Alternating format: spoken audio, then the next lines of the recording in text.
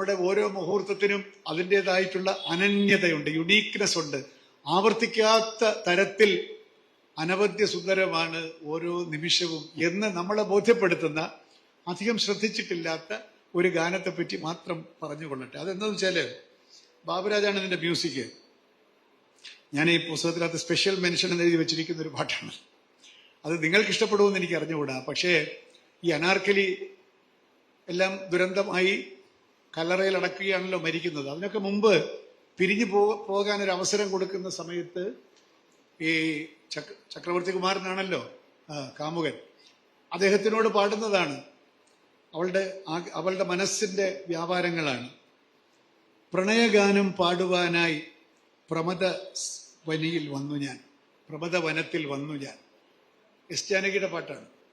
അല്ല, അത് സുശീലയാണെന്ന് എനിക്ക് അറിഞ്ഞൂടാ. പ്രണയഗാനം പാടുവാനായി സുശീലയാണല്ലേ. പ്രമദ വനത്തിൽ വന്നു ഞാൻ, വിരഹഗാനം പാടി പാടി പിരിഞ്ഞു പോവുകയാണ് ഞാൻ. അത് ബാബുരാജന്റെ മ്യൂസിക് കൂടെ വരുമ്പോൾ ഉണ്ടല്ലോ, അതിനകത്ത് തുളുമ്പി നിൽക്കുന്ന ഒരു ഭാവം. ദയവ് ചെയ്ത് നിങ്ങൾ ഇതെല്ലാവരും പോയി വീട്ടില് അരസികന്മാരായിട്ടുള്ള ആളുകളുണ്ടെങ്കിൽ അവരെ ഉറങ്ങാൻ അനുവദിച്ചിട്ട് യൂട്യൂബ് എടുത്തിട്ട് വിളക്കൊക്കെ ഒന്ന് അണച്ചിട്ട് ഈ പാട്ടൊന്ന് കേൾക്കണം എന്നാണ് എൻ്റെ ശുപാർശ.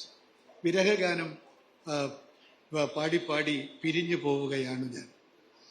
ഇവിടെ വിരിയും വെണ്ണിലാവും. എന്തൊക്കെയാണ് പിരിഞ്ഞ് വിട്ടിട്ട് പോകുന്നത്? ഇവിടെ വിരിയും വെണ്ണിലാവും ഈ യമുനാ തീരവും. അനാർക്കലി ഡൽഹിയിൽ താമസിച്ച ആളാണല്ലോ, ആഗ്രയില്. ഇവിടെ വിരിയും വെണ്ണിലാവും ഈ യമുനാ തീരവും, ഇരുളിലലിയും മൗനരാഗവും ഇനിയും എന്നെ തേടി വരുമോ. അവള് പിരിഞ്ഞു പോവുകയാണ്. മാത്രമല്ല, പിരിഞ്ഞു പോകുന്നില്ല, മരിക്കുകയാണ് പിന്നീട് കല്ലറയിൽ. അടുത്ത വരിയാണ് സൂപ്പർ. അതാണ് അതിന്റെ ക്ലൈമാക്സ്. അതാണ് ഞാൻ പറഞ്ഞത്, നമ്മളെല്ലാവരും പാടേണ്ട പാട്ടാണ്. ഓരോ മുഹൂർത്തത്തെയും അനശ്വരമാക്കാൻ ആഗ്രഹിക്കുന്ന നമ്മളൊക്കെ പാടേണ്ട പാട്ടാണ്.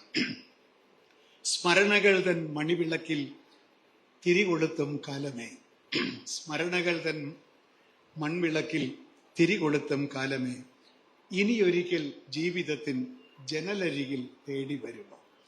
ഞാൻ ഈ രാത്രി ഇരുന്നൊക്കെ വായിക്കുമ്പോൾ ഈ ജനൽ തുറന്നിട്ടിട്ടാണല്ലോ.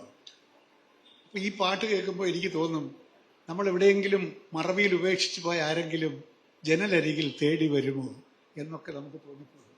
ജീവിതത്തിന്റെ ജനലരികിൽ എന്നാണ് കേട്ടോ, ജീവിതത്തിന്റെ ജനലരികിൽ തേടി വരുമോ, ഇനിയൊരിക്കൽ തേടി വരുമോ എന്ന് ചോദിക്കുമ്പോൾ, സ്മരണകൾ തൻ മൺവിളക്കിൽ തിരികൊളുത്തും കാലമേ, ഇനിയൊരിക്കൽ ജീവിതത്തിൻ ജനലരികിൽ തേടി വരുമോ. വയലാർ രാമവർമ്മ എന്ന് പറയുന്ന നമ്മുടെ പ്രിയപ്പെട്ട, പറഞ്ഞാലും നമുക്ക് മടുപ്പ് തോന്നാത്ത ഈ കവിയോട് നമുക്ക് ചോദിക്കാനുള്ളതും, സ്മരണകൾ തൻ മൺവിളക്കിൽ തിരികൊളുത്തും കാലമേ, ഇനിയൊരിക്കൽ ജീവിതത്തിൻ ജനലരികിൽ തേടി വരുമോ എന്ന് മാത്രം ഈ കവിയോട് ചോദിച്ചുകൊണ്ട് ഈ പരിപാടിയിൽ പങ്കെടുക്കാൻ അവസരം തന്നതിൽ എല്ലാവരോടും എൻ്റെ കൃതജ്ഞത രേഖപ്പെടുത്തിക്കൊണ്ട്, ഒരു മുഖ്യ അതിഥിയെ ഇരുത്തിക്കൊണ്ട് ഈ ദീർഘമായ അവിവേകം പറഞ്ഞതിന് മാപ്പ് ചോദിച്ചുകൊണ്ട്, വയലാറിന്റെ സ്മരണ നമ്മളെ എപ്പോഴും ഹൃദയശുദ്ധിയുള്ളവരും പ്രണയികളുമാക്കി തീർക്കട്ടെ എന്ന് മാത്രം പ്രാർത്ഥിച്ചുകൊണ്ട് എൻ്റെ വാക്കുകൾ നിർത്തുന്നു. നന്ദി.